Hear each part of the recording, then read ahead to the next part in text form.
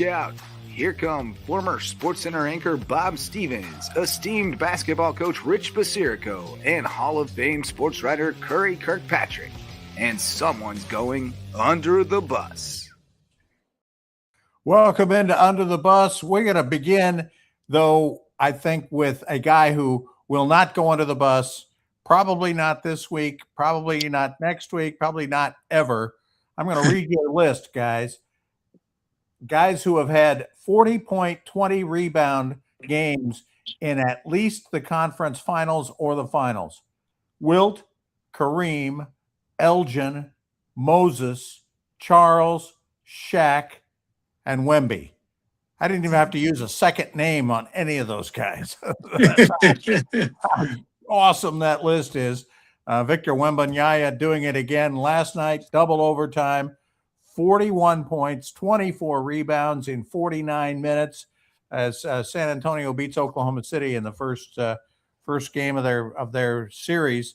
That'll probably go a whole lot more than 4, huh? How about in their debut game of all those guys, their first game in the finals? I think there's only one, and it's Wilt. I think it's only Wilt did that. But probably right. You know, Rich has already got his Knicks hat on, but that series is a JV game. Is a JV game. That series, nobody cares. No, nobody cares. After seeing last night, you know, Knicks Cleveland becomes JV. You know, I was thinking, they say the best 2 words in sports are Game 7. Yeah. The best 4 words in sports are Wem, Ben, Yan, Na. Well, how about, let me ask you this. So Oklahoma City guards him with a 6'5" guy, Caruso. Well, some of the time, yeah. Some of the time. 6'5" against a 7'5" guy. He had a foot on him. The crazy thing is why they didn't put him on the block all the time when he had a foot over that guy. He continued to be at the top of the key. Now, don't get me wrong, he had an unbelievable game. But when you have a foot advantage on somebody and he's playing at the top of the key, of course, he did roll and got into the paint and so forth. But would you not take advantage and put him on the block and try to kick the ball into him? Who's going to stop him when he's that long and that tall being defended by a 6'5" guy? I didn't get that part of it, but obviously they won. I thought when they went in overtime, Oklahoma City would win. I thought the crowd and the way that SG was playing, even though he didn't have one of his best games, he didn't shoot the ball extremely well. And on top of that, think of this, guys. San Antonio had 23 turnovers. If you said this team had 23 turnovers, did they win or lose? You're going to say, oh, they lost if they had 23 turnovers. And they were playing without their best guard, their best playmaker, Fox, who doesn't make turnovers. Yeah. Right. Crazy Hey, stuff. Rich, I want to ask you something. They've started figuring basketball players now. This was not something when I was following the game, but they're doing the plus minus like they do with hockey. You know, how many points your team scores versus how many you give up while you're on the floor. SGA, who was named the MVP this week, was a minus 15 in the 51 minutes he played. When he was out there, they were getting beat. Yeah. You buy into that kind of number, or does that? I don't buy into a lot of numbers, analytics and all that stuff. I don't. I mean, we can look at so many different things and doesn't make, they want to use analytics when they want to use analytics. And then most of the time, really to their advantage, we'll talk about that in baseball, how they use it. And it surely doesn't make a whole lot of sense. But they have that many turnovers. But the difference in the game was points in the paint. I think Spurs had 52 points in the paint and Oklahoma City had 38. Which is huge. I mean, so now you're sitting there thinking everybody's talking about the 3-point shot, but look where they scored their points. They scored almost half their points in the paint. That's where the game is won, but the game has gotten away from there because they all want to shoot the 3-pointer. The days of Shaq being on the block and Chamberlain and those guys are gone. But if you look at the stats, I mean, just go back. We mentioned the 7th game. Curry mentioned the 7th game. The Pistons win at Cleveland by 21 points. Now it's the 7th game going to Detroit, and they lose by 31. And the difference was points in the paint. Yeah. Yeah, if the best two words in sports are Game 7, the worst two words are blowout. And that's what happened. But well, what about the West when Minnesota didn't get to a seventh game against San Antonio, but Game 5, Minnesota got beat by 29. Game 6, they got beat by 30. What are these pro teams doing? I mean, I don't know. Rich, you try to figure out how are they should guard Wembanyama with a taller guy. They have Hartenstein, who's 7 foot. Right. They have the alleged rival of Wembanyama, Holmgren, right. who's 7'1". I read today where a lot of people were speculating where Holmgren doesn't want to guard Wembanyama because he thinks he'll get embarrassed. Well, he blocked a key shot by Wembanyama in the regulation. Yes, and he's really the only guy you should have guarding him. Anyway, they have this unhealthy hate for each other. I don't know. Apparently, Wembanyama, it goes back to the 21 under-19 FIBA championship where the U.S. beat France and Holmgren won the MVP over Wembanyama, and apparently that is stuck in Wemby's craw ever since then. And every time he sees the guy, he just wants to get 50. Right. He probably will. I don't know. But speaking of, Rich, speaking of Caruso, when he came in the game, Oklahoma City was out of the game early. Yeah. Caruso came in, and his spirit, he's such a hustle guy. Right. Not to mention, he's the weirdest looking dude in professional sports. He looks like, to me, he's always looked like Homer Simpson with a headband. And he had 31 last night. I mean, if Wembanyama doesn't get 41 and they win, Caruso's the story of the night. That's right. I'd like to throw somebody under the bus in that game, and I guess it's the person who was supposed to be guarding Caruso because every time he got a three, he was open that I saw. Wide open. I mean, you go into the game, Caruso is probably not even averaging 10 points a game, but the fact is he's lighting it up. He was 8 for 14 from the 3-point line. So the coach has got to say, look, who's ever guarding, you cannot help. You have to stay at home. He's the only other guy that's hurting him. You got to stay at home with him, and they didn't. Like Curry, you mentioned, talking about open, he was wide open. I think Champagne.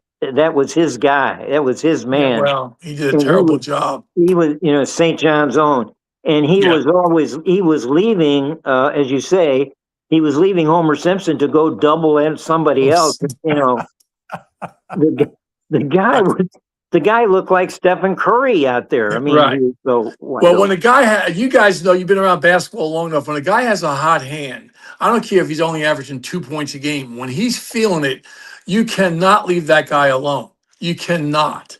And 31 points for him. For this year, that's a career high for him for this 31 season. minutes. Yeah. Got to be. Yeah, career. I got to be. But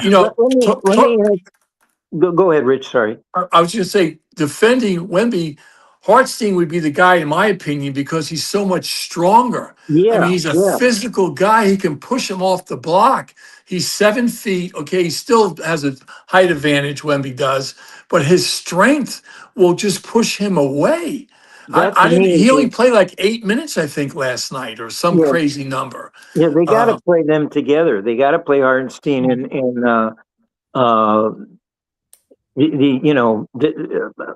Holmgren together. I think, and that would leave Holmgren. That would allow him to roam and do anything he wants to offensively if they put Hartenstein on Wembanyama. Maybe they'll try that. I was going to ask you about another thing, though, if we're done with that game for a minute, and ask you guys, I don't know if you're watching that, but in Game 6, Minnesota's playing San Antonio and getting blown out again. 8 minutes left, and the Ant-Man is taken out of the game, and he goes all the way down the court to dap up the entire San Antonio team. Right. And say congratulations. What was that all? I thought that was, number one, a hot dog move.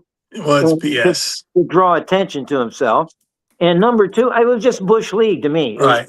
It was total Bush. I don't know what, he said afterwards where I was coming out, I wasn't going to go back in the game. Why not do it now instead of the end of the game? Well, yeah. Well, there's still 8 minutes to go. I mean, I know they're getting blown out, but it's still 8 minutes to go. And in the NBA, heck, we've seen 10-point leads go by in a minute and a half. So 8 minutes to go. What are you telling to your teammates? What are you saying? All right, guys, I'm done. I'm finished. When especially the best player on their team at Minnesota, the Ant-Man should never be doing that.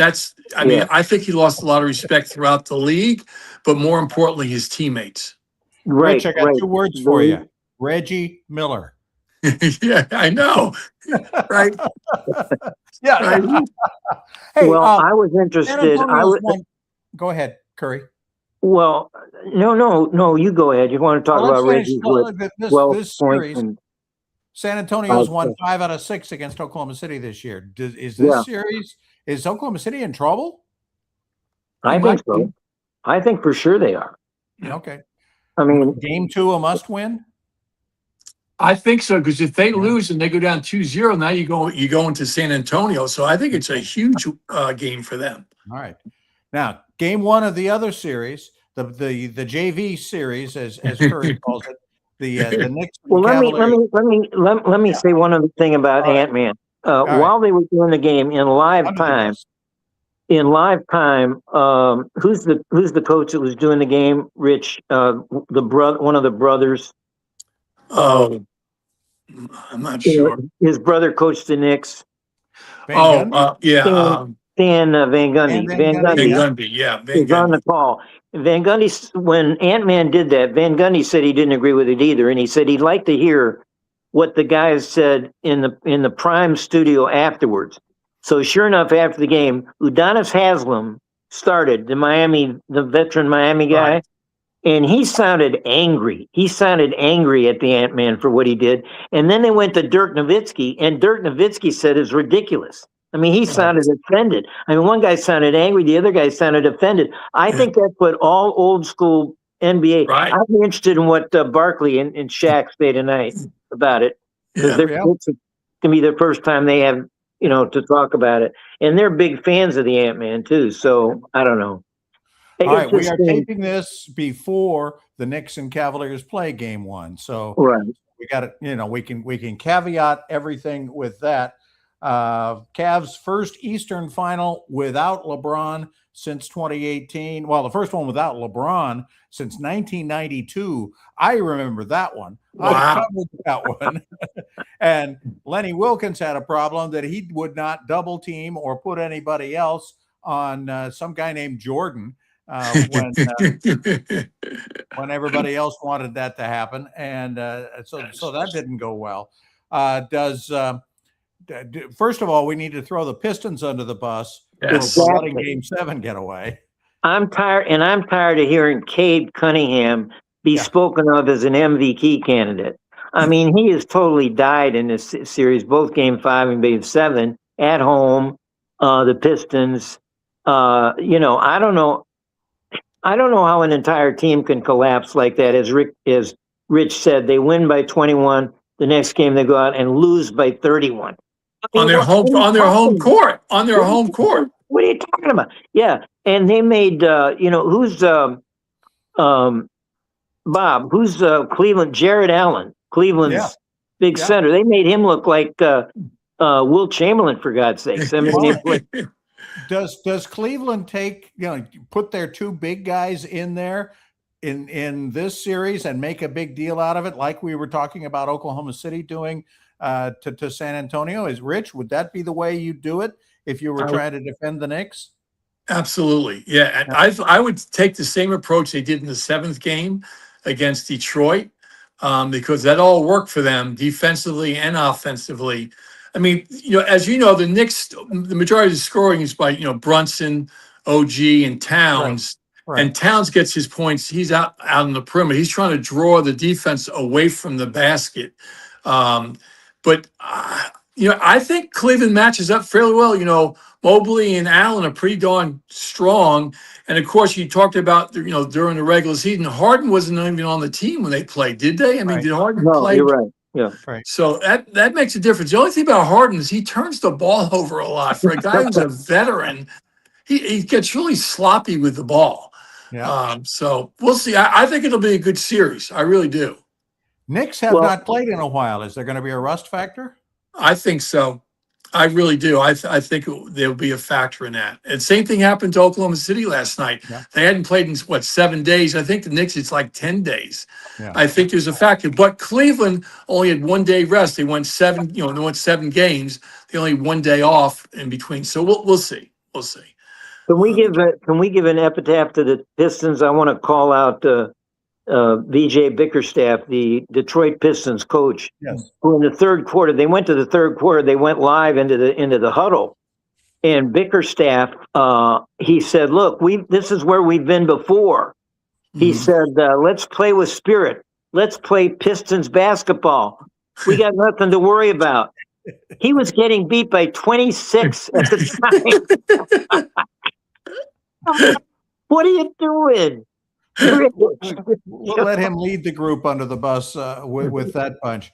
All right, we got a lot to talk about. We got a lot more people to throw under the bus, from baseball, from football, from golf, hockey, and even tennis. All of that coming up when we continue throwing folks under the bus.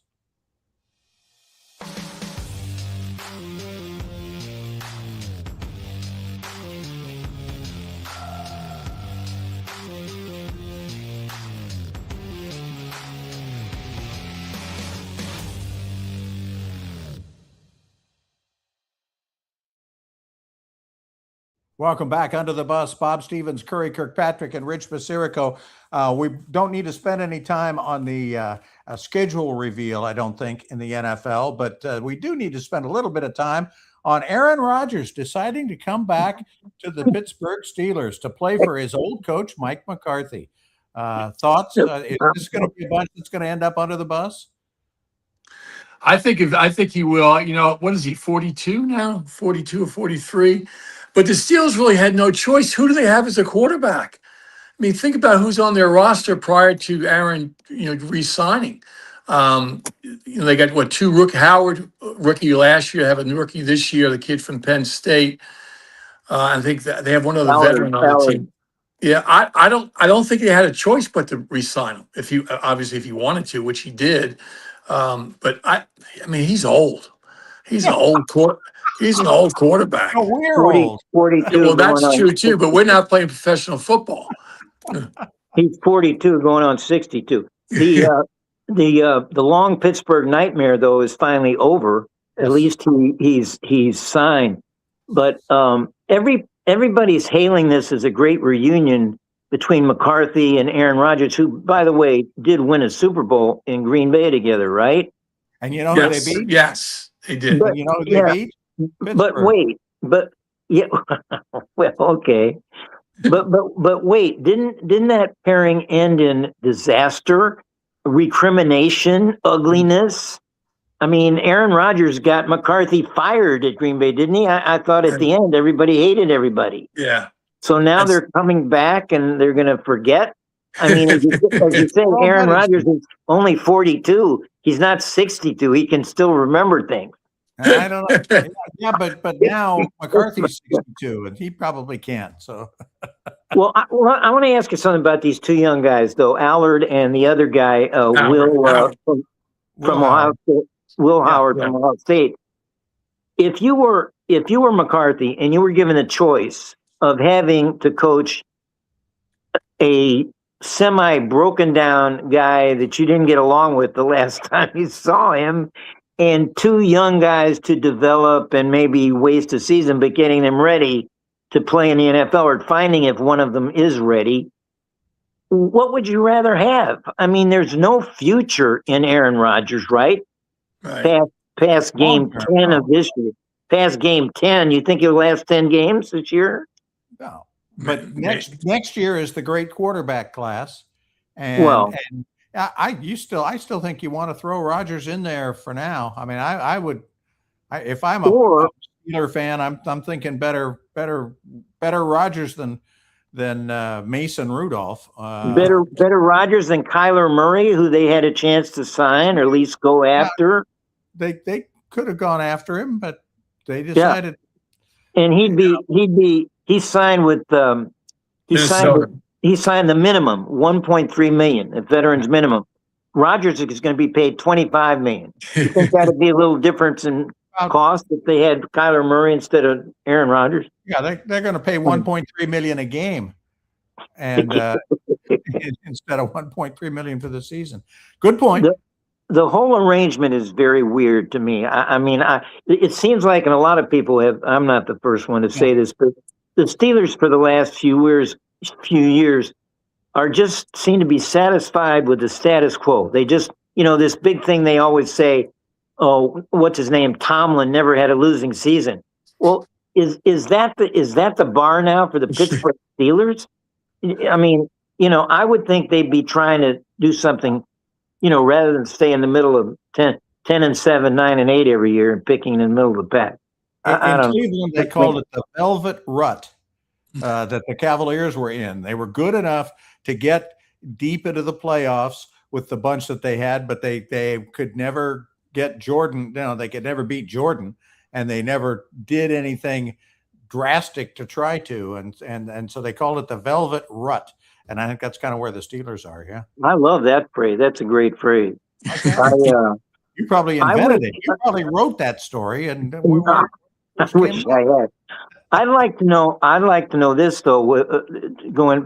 Staying with Aaron Rodgers. By the way, is he married or not? What is the deal? No one knows. No one knows. Well, he announced in the season last year that he was married to someone named Brittany. No last name, no last name, no verification. Nobody knows if he's married or not. I find that very weird. I wish he had married either Olivia Munn or Danica Patrick or Shailene Woodley, the movie star. He went with. It would be much easier, much more interesting, and than married somebody named Brittany who nobody knows the name of. They'd be on national TV more often too. Exactly. And Olivia Munn married the comedian John Mulaney from Saturday Night, and she's currently in Apple's terrific series with John Hamm, Your Friends and Neighbors. I don't know if you watch that terrific series. Olivia I haven't Munn. Yet. Is it good? Yeah. Really? Endorsed terrific. by Curry Kirkpatrick. Yeah. Oh yeah. and Shailene Woodley just debuted on Broadway after making all kinds of great movies. And she's in she's been dating a TV star from the series Emily in Paris, a guy named Lucas Bravo. So, but then that broke up. So I don't know. All of these. This is Hollywood information right here. You want dating news? This is the show to be watching. There you go. All these former lovers of Aaron Rodgers are much more interesting than Aaron Rodgers to me. Well, Curry. He's a nutcase when it comes to that stuff. He really is. Well, of course, yeah. Can you imagine if you found out now that he really isn't married, that he just made it all up? I think that's where you were going, wasn't it? Don't you hope that's where it's going? Of course. Jeez. Bob, you said nobody cares about the schedule, but how about the 49ers? They were dealt like 12 zillion travel miles. Yeah.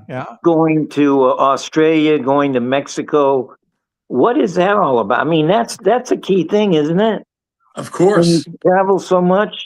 It might be, but they try to split that kind of thing up. There are actually teams though this year, and I should have written them down, that play 3 straight home games or 3 straight road games.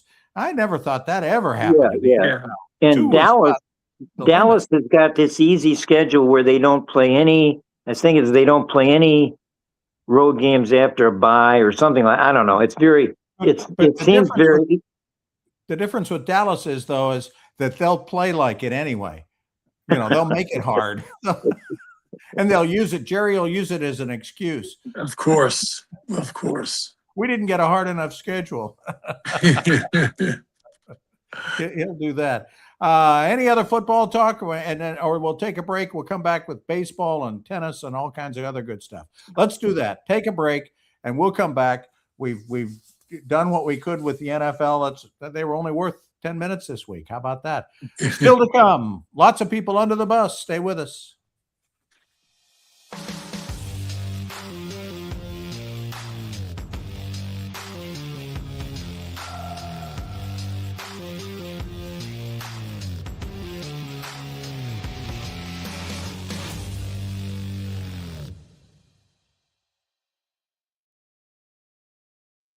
Welcome back to Under the Bus. Bob Stevens along with Curry Kirkpatrick and Rich Basirico. I want to start with baseball. I'm going to throw somebody under the bus, and then we can take it from there. Although the Yankees are going to get, Rich, your Yankees are getting Garrett Cole maybe back this weekend, Right. And I'm sure you're excited about that. You got it. The Yankees have got to go under the bus. Oh, without a doubt. Blowing that Sunday game against the Oh Mets. my God, that The was Mets awful. were 0-91 if they trailed after 8 innings over the last 2 years. 0-91. They get a 3-run homer in the ninth. Two outs. Yeah. There were 2 outs. They win the game. The winning run scores when the shortstop and the second baseman collide on a ground ball. Right. Well, Well, they don't even get it out of the infield. Well, Bob, they bring in Bednard, their closer, who, he's not very good. His ERA is close to 5. They bring him in. He gives up a 3-run home run. So then the top of the 10th, well, the rule baseball guys who play baseball, coach baseball, when you're the visiting team, you don't bunt with a guy on second base in extra innings because you got to score as many runs as possible. So Boone's bunting the guy over to third, and even the announcers are going, "What is he doing?" Like even the announcers saying, "What is he doing?" So that was awful. Then last night he brings in Bedard again after giving up all that. Cruz pitched the 8th inning, struck out the sides.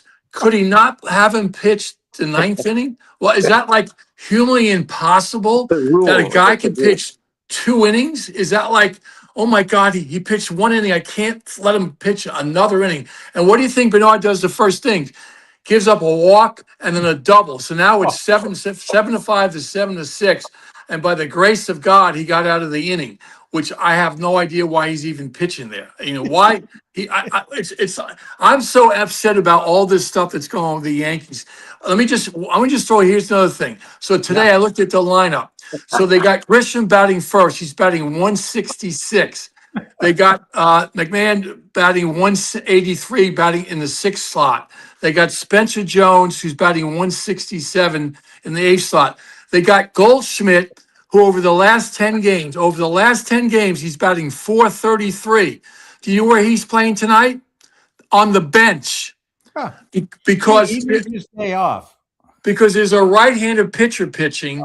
So we can't bat him against the right-handed pitcher. He's only been in the major leagues for 15 years. And we're going to put Spencer Jones in batting 167. And we're going to take Goldschmidt out because he's our right hand. Boone is so into this righty-lefty BS, if I may say that. Too many These guys are professional baseball players. There's probably over 800 baseball players in the major leagues of all the teams. Think of how many people play baseball, and he's so worried about the righty-lefty BS stuff. So we're going to bat a guy who's batting 167 over a guy. Schmidt's batting 290 right now, but over the last 10 games, he's batting 433. And you have him on the bench? Makes no sense. And the last thing, guys, I know, have patience with me. They talk about bunting. And I heard the announcer goes, well, that guy's not a very good bunter. Why is he not a good bunter? You're in the major leagues. You have spring training for 6 They're weeks. all bad bunters. Teach them to bunt then. Then the coaching staff, you're at blame for that. You should be if you can't get your guys to, you just say, well, he doesn't bunt very well. That's like me saying, well, this kid doesn't shoot free throws very well, so I just let him shoot from 20% and don't worry about it. You work with him. You try to teach him. You give him your best.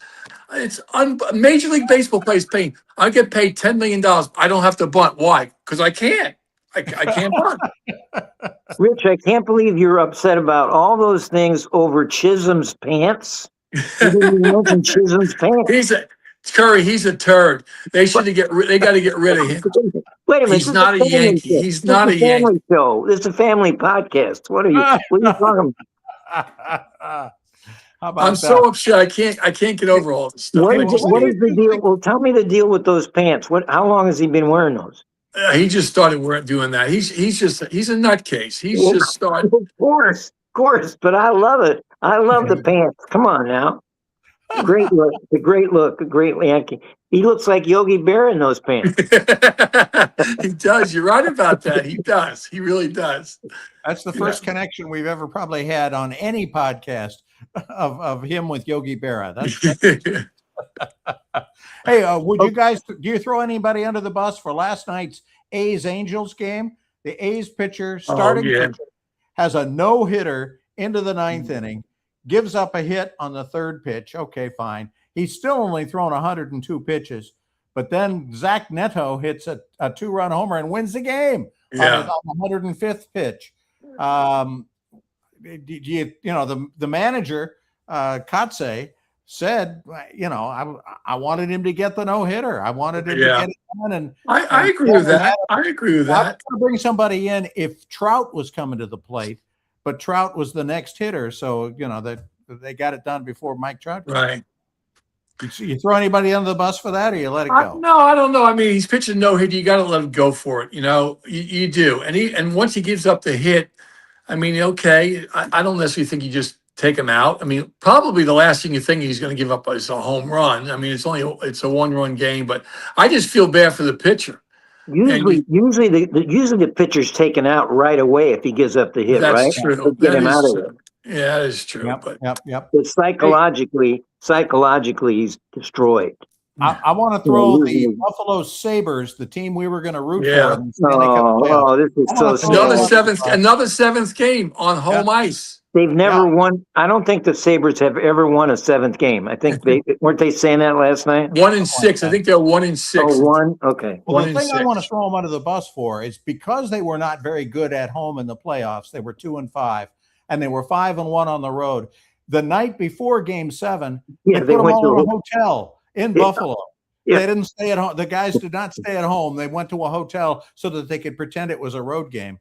Well, and Lindy Ruff went one step further. Before that, he said, "Look, can't we play the Game 7 in Montreal? Can't we just stay here?" He just wanted to stay there and play Game 7.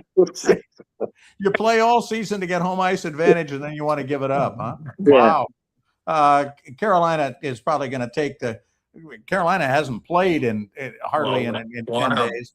They've only played 8 games in the last 36 days. Montreal's played 14 games. Wow. They open that series, I think, tomorrow in Carolina. Talk about Russ versus Red. Talk about Russ versus Red. For sure. Quick thought, Curry. We got to talk tennis for a minute because Alcaraz. Quicker thought. I want to go to your PGA. All right, let's do that. Wonderful PGA, but I'm going to throw several people on the bus. I'm going to start with another personality king. It's become at the top of golf. Ray, is that how you pronounce it? Ray or Ray? Ray. Yeah. I mean, he shoots 65 in the final day and shoots a wonderful back nine and just pulls away from these guys. Yeah. But you guys, he makes all the other guys under the bus. Yeah, but I'm throwing this. I mean, his personality. Come on, he makes a 68 footer, 68 feet on that putt. And he looks at the ground like his mother just died. What is the deal? Can't these guys show that they're happy? I don't remember him smiling at all until he got off the green and hugged his wife. We thought Scotty Scheffler's got no personality. This makes Scotty Scheffler look like Dennis Rodman for a guy. Come on. And there's another reference. We have never put two guys together. Dennis Rodman's never been likened to Scotty Scheffler in any other podcast. He did. You want the explanation, Curry, from his wife? His wife said, "Okay, he's English, although he is of Indian descent." And we know. All right. He thinks that if you show that emotion on the green after you make a big putt, you're showing up the other guys. Yeah, well, I and he don't wears think two, so, and but he wears two golf gloves. wears two gloves. So, He so, uses so plastic tees. and he Rich, used, and he, you co- and I've got old plastic tees. and he has covers for his irons, which is kind of goes back to his childhood. But isn't he taking away that great name that two? Wasn't there a golfer that wore two gloves? They called him two gloves. Somebody Tommy, two two gloves. gloves. Yeah, Tommy Gainey. Yeah, two It's a gloves great name. from Oh, South Carolina. Yeah. he can't use that name anymore, can he? He's got to go do something else. If Tommy was smart, he'd have trademarked that. That's That's true. for Yeah. sure. Yeah. But Oh, Aaron Rye, okay. Also in the PGA, how about our boy Garrick Higo, 27-year-old South African who misses his tee time, who's late for his tee time. He gets deducted 2 strokes, penalized 2 strokes. He misses the cut by one. by one. I mean, and he fired his caddy. Just Right. he fired his caddy. Yeah. Although I read where the caddy was screaming at him Yeah. to get over to the tee box when he was on the putting green. Right. And the guy said, well, Higo, who seems like a pretty bizarre guy. He's got this long, dirty blonde hair that he puts up in a man bun half the time. I mean, when did you see the last guy on the PGA Tour wearing a man bun? So I'd actually like to see him continue out there. But he said, well, I'm a relaxed kind of guy. I never want to show up on the tee 10 minutes early because I'm so relaxed. I'm too casual. Well, what? He said, I guess I was way too casual this time. Why did he fire his caddy for? Well, apparently not because that's what happens when telling you him to lose. get up earlier. He said he got up at 6 a.m. to go to the gym, like he normally does. He said he did all this stuff, but he spent too much time on the putting green because his caddy was apparently calling him to get over here. That's what I heard too. Yeah. If Aaron Boone had a caddy, he'd have fired him. Yeah. There you go, Rich.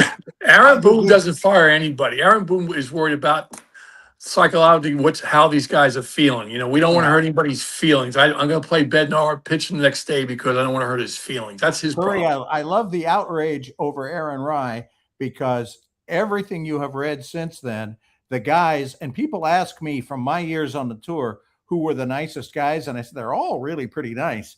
These guys say Aaron Rye is the nicest guy in the game. Nicest guy on the tour. Not even one. Rory McIlroy, before Rye was even finished, told Amanda that there's nobody on the grounds that are not enjoying that this guy is going to win this tournament. That was kind of cool. Yeah. Yep. Oh, okay. So now we can go to tennis, and you can explain to me how anybody is going to beat Sinner anytime soon, because Alcaraz today said he's out at Wimbledon. I know. That's a real crushing blow to the game, first of all. Why is he out? Why is he out, Curry? He's got a wrist injury, which is another real serious thing for a tennis player. Couple big top 10 guys, Thiem of Germany, who you really don't know, and another guy I can't remember, had wrist injuries and never recovered, never came back. Mm-hmm. But Alcaraz, to have this, everybody's known he's had this. He withdrew from the French several weeks ago, so he hasn't been playing. He's hadn't played in Rome or in Monaco, and he wasn't going to play in Paris. Everybody knew that. But to withdraw from Wimbledon, a month ahead of time shows, I guess, it is much more serious injury than everybody thought. Well, and meanwhile, like you said, wrist is a big deal, isn't it? Yeah. Wrist got to get it fixed. Yeah.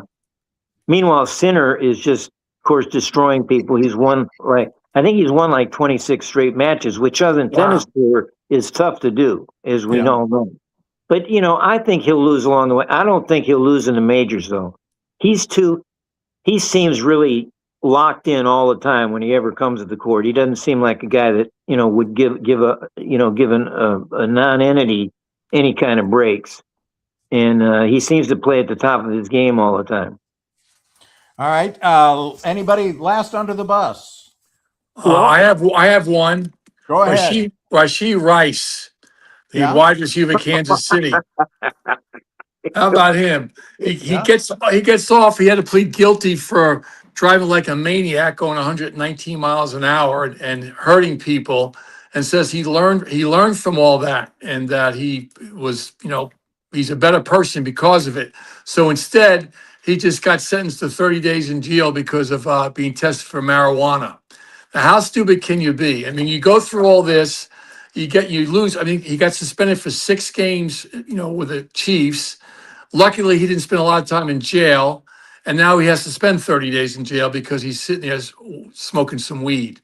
So I'm throwing Rice under the bus. That's easy.